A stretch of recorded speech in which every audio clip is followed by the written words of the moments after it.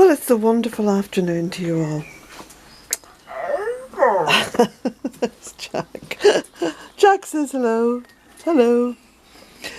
Now, just before I begin, wittering on about very little, as I seem to be very adept at doing, I've got someone to mention. A lovely lady called Angela ordered and paid for a book. And of course I try to get books posted off as quickly as possible. So I posted it off on the same day, I think it was yesterday. And I got a little email this morning from Angela to say, I was buying the book from my dad, Larry. And would you sign it for him? So I'm just mentioning Larry now. Larry, I know you watch my videos because Angela has told me. And I'm so sorry to have posted that book off so fast because I've actually inscribed it to Angela. But anyway, you can keep this video as proof that it was really meant for you. So happy birthday, Larry, when you get the book, and enjoy reading it, and lovely to know that you're watching my channel. So, I would mow the grass, but my mower seems to have given up the ghost.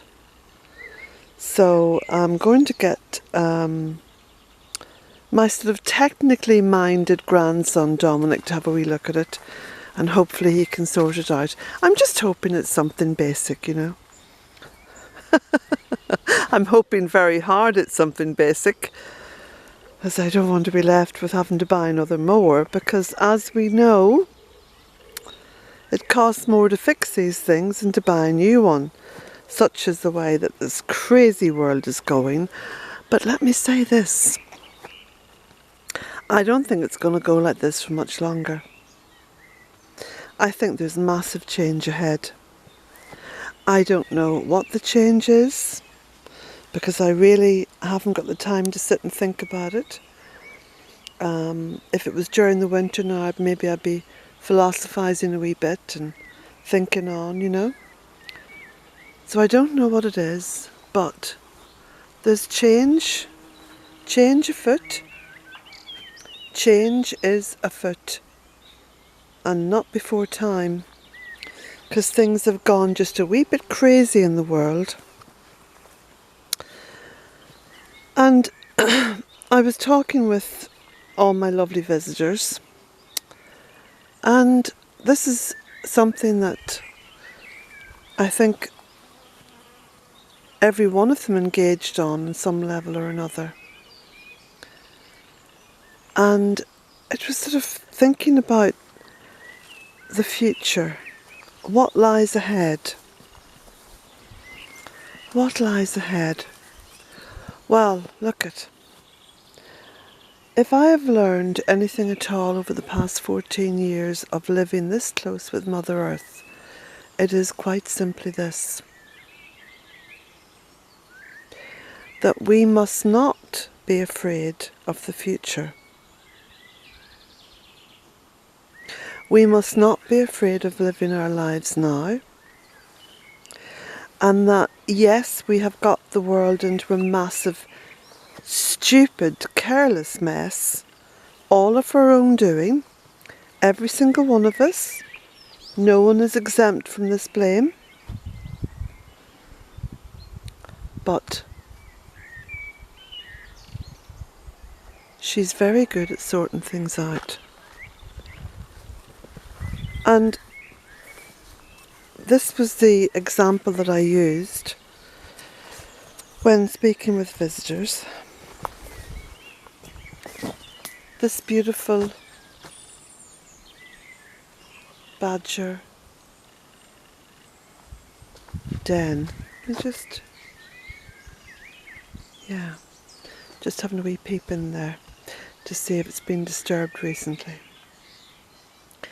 This was years and years and years of ash from the stove. And when I first came here in 2004, it was very visibly a mound of ash and cinder from the stove. And I think it was during that first winter that I was here that the badger spent quite a few nights digging out a little cave in there. Of course, a badger cave is called a badger sett, S-E-T-T. And from the badger decided that this was going to be a good place for one of his stopover homes, because badgers are very nomadic and they love to roam the countryside at night. And as an aside, if you have never seen a badger and looked into its eyes, then you haven't lived, because there's something absolutely wise and otherworldly about looking into the eyes of a badger. They just seem to have this absolute connection to the ancient land. And the ancient land is just beneath us. We're standing on it. So, within inside a very short space of time, the badger made this into one of his nomadic stopover homes. And then all this beautiful foliage started to grow on the top and around. Now it's a massive badger sett, by the way. It really is massive, because it goes all the way back to those trees. And the ash pile itself literally started off being tipped down this bank and grew up and up and up, because this is decades of emptying the ash from the stove. I very much suspect that there was a bit of a dip here to start with, because this is a huge badger sett. And now, look at it. There's so much growing on it. I mean, there's violets and ferns and honeysuckle and holly and ash trees and bramble and cleaver and orchid. Look at this orchid. Look, it's just going over now. And cotoneaster, that's just taken recently, because the mother plant is something I put in the garden further back. And primroses, and there's different kinds of ferns down there as well, and hawthorn and wild carrot, and it's just rampant with life and foliage. This is how Mother Earth cleans up behind us. Never forget this. Never forget it. It's what our mothers did when we were small. When we were small and wayward. She'd just quietly clean up behind us. Well, occasionally she roared at us. My poor mother had 11 children, so occasionally she did roar. Goddess bless her. But this is what mothers do. They clean up behind us. And they don't hold it against us. But they do try to steer us in the right direction. And if we're not listening to Mother Earth, then we're going to miss all those clues, and we're going to miss all those signals, all those signs. And as wayward children, we're going to muck things up. There's only so much she can do. So there is something afoot. There are some very disconcerting things happening, and I'm feeling very sorry, very, very sorry for the poor people of North Carolina who are engaged with a massive clean-up now due to flooding. And I heard on YouTube that it was classified as once in a 1,000-year flooding. We need to drop this pretense. We need to drop the pretense, because it's not once in 1,000 years. This level of extreme weather is going to become de rigueur. We should expect it. We need to adapt. We need to adapt. There are lots of ways of adapting.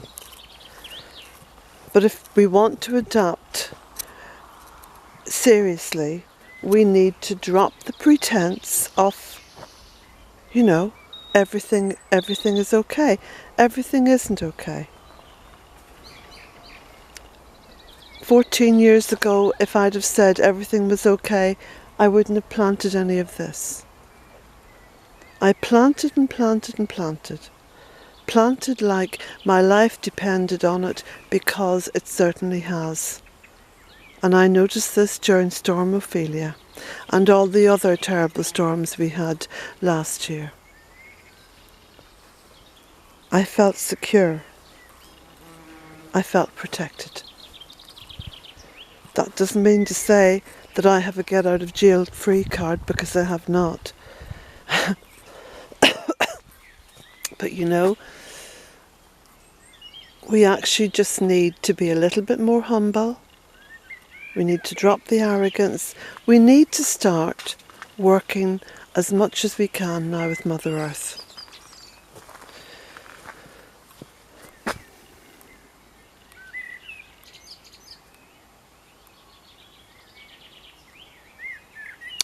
So my paths will be growing long grass and daisies for a little while longer.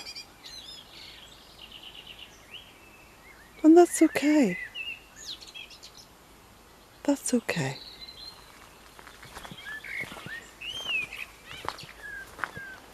The daisies look quite nice, actually.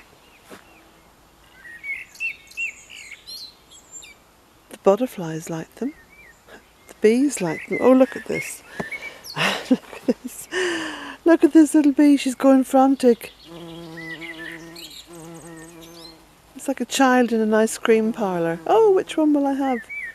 Oh, I'll try some of this, some of that one. That's a beautiful little carder bee. They have those lovely yellow, furry kind of backs on them.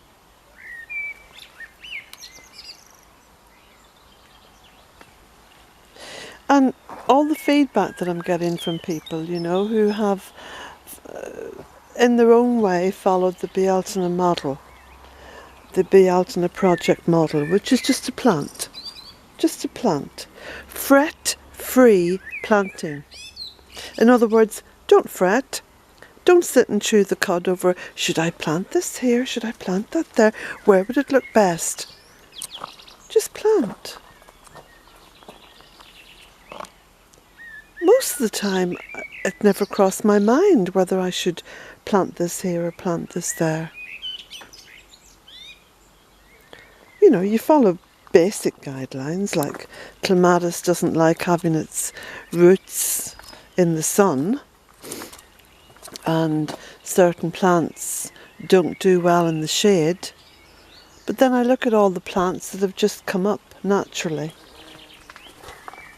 And I know that there's a far higher intelligence than me at work and play. Oh, talking about work and play. There's Sammy Bear. Mr. Samuel Bearkin Esquire. Look at you. Look at you lazing in the sun. He says I like it out here, lazing in the sun. In a nice warm spot on the gravel. Listening to those birdies sing.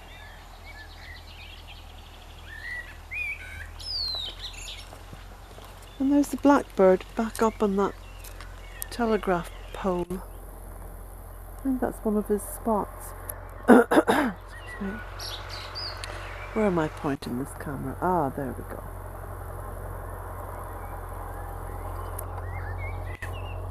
Singing its little heart out.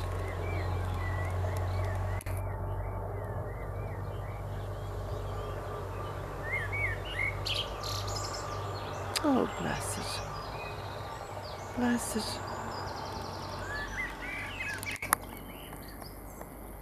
Just so beautiful.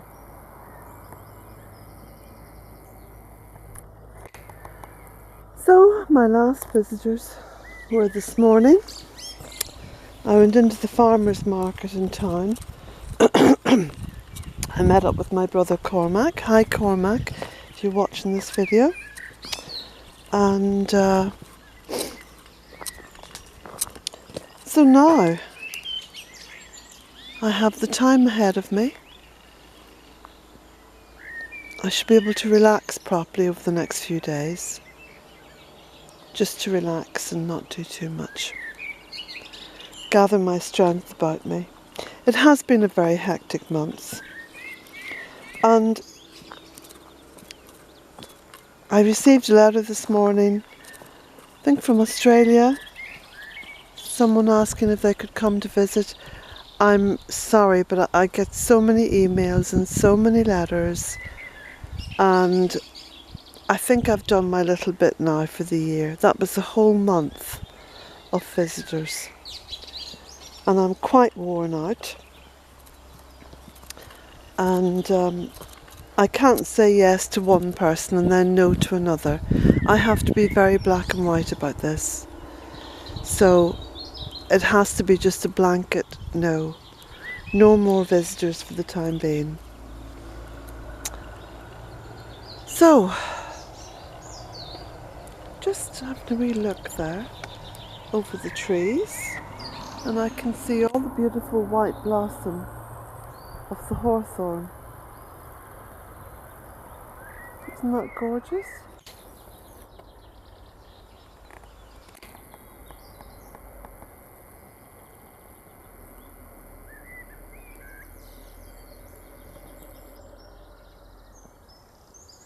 Jack?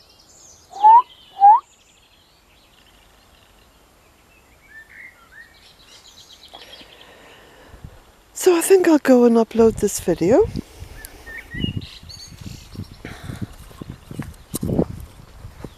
Still waiting on those thunderstorms. There was a tiny bit of rain, I think, overnight. Not an awful lot. And I think from the way the cloud cover is building up, something has to give up there. And I'm hoping it's a really crazy thunderstorm with lots and lots of rain. That would be great. Come on, you.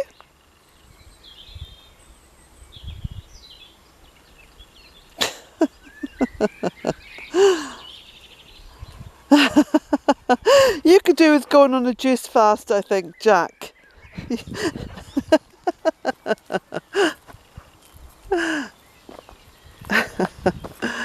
says, don't you dare try and put me on a juice fast. Yeah, there's your mate over there, look. There's your mate, Sammy Birkin. Sammy Bear looks adoringly at Jack. He does love Jack.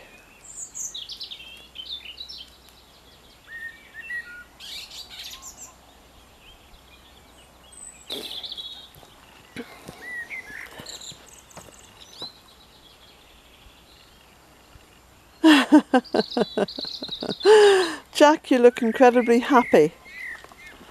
You look incredibly happy. I think Jack can sense a storm coming on. I mean, he doesn't actually like thunder, but I think he'd probably appreciate that break in the weather. He's trying to headbutt the door to get in there. Yeah, I'm going to go around the back, Jack, because the door is open round the back. Now, let's just do one little last shot here along this rustic bed, because this is looking rather gorgeous. valerian and columbine and oxeye daisies.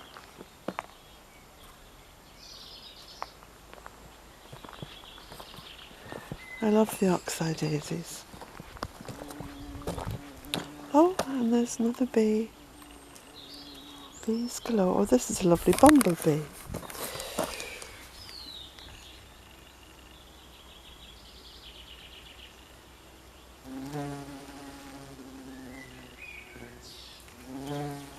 You can just see the little bags of pollen on it. Can you see? Look.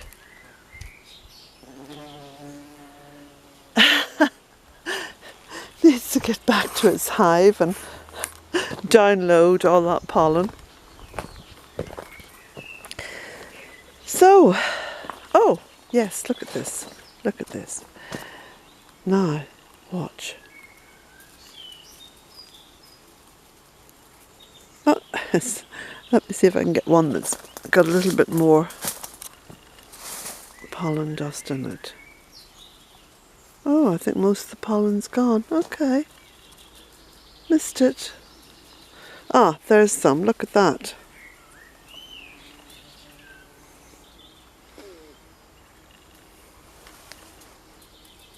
There's some more.